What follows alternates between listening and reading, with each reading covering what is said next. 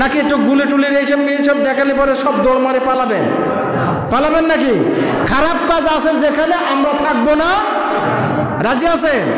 মিথ্যা আছে যেখানে, চুরি ডাকাতি আছে যেখানে, জেনা ব্যভিচার আছে যেখানে, থাকবো ইনশাআল্লাহ।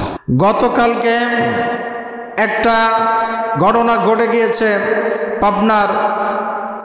পাবনা জেলাতে। ইসলামিক ব্যক্তি যারা ইসলামকে যারা বাংলার জমিনে চায়, ইসলামিক আইন কানুন অনুযায়ী যারা আমার মাতৃভূমি চলুক এটা চায়, এই শ্রেণীর মানুষের উপরে অতর্কিত হামলা করেছে এক শ্রেণীর কুলাঙ্গার, এক শ্রেণীর ফ্যাসিস্ট, এক শ্রেণীর সন্ত্রাসী ব্যক্তিরা। যে ঠিক কিনা? কারণ তারা ভালো মানুষ না। গুলি করে মানুষ মারতে পারে যারা, নির্দোষ মানুষের উপরে যারা হামলা করতে পারে, এরা কখনো মানুষ হতে পারে না। কারণ আমার নবী কখনো নির্দোষ, কখনো ভালো মানুষের উপরে কখনো কি হাতের আঙ্গুল তুলেছেন? কখনো কি তিনি উচ্চ বাচ্য শব্দ ব্যবহার করেছেন?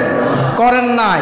কিন্তু মুসলমান নামধারী এক শ্রেণীর মানুষ যারা এই কাজগুলো আবার করতে বসেছে, আমার মনে বলছে আল্লাহ রাব্বুল আলামিন তাদের কপালেও ওই রকম শোচনীয় পরাজয় রেখে দিয়েছে, আমার মনে বলছে।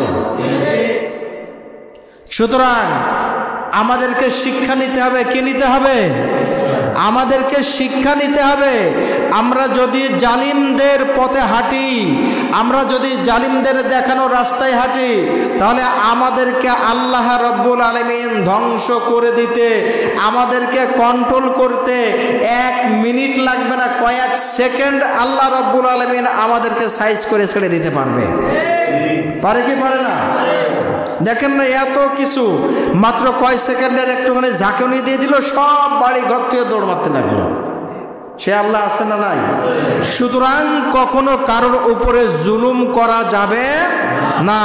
কারণ আল্লাহর নবী বলেছেন, আজ জুলমু জুলমাতুন ইয়াউমাল কিয়ামাতি, অন্ধকার আরো প্রগাঢ় অন্ধকার রূপ ধারণ করে কিয়ামতের দিন তোমার আমল নামায় হাজির হয়ে তোমাকে আল্লাহর দরবারে আল্লাহর সামনে দাঁড় করাইয়ে দেবে। বলেন নাউজুবিল্লাহ। সেই দিন জাহান্নাম ছাড়া আর কোনো উপায় থাকবে না। সুতরাং আমাদের শিক্ষা নিতে হবে।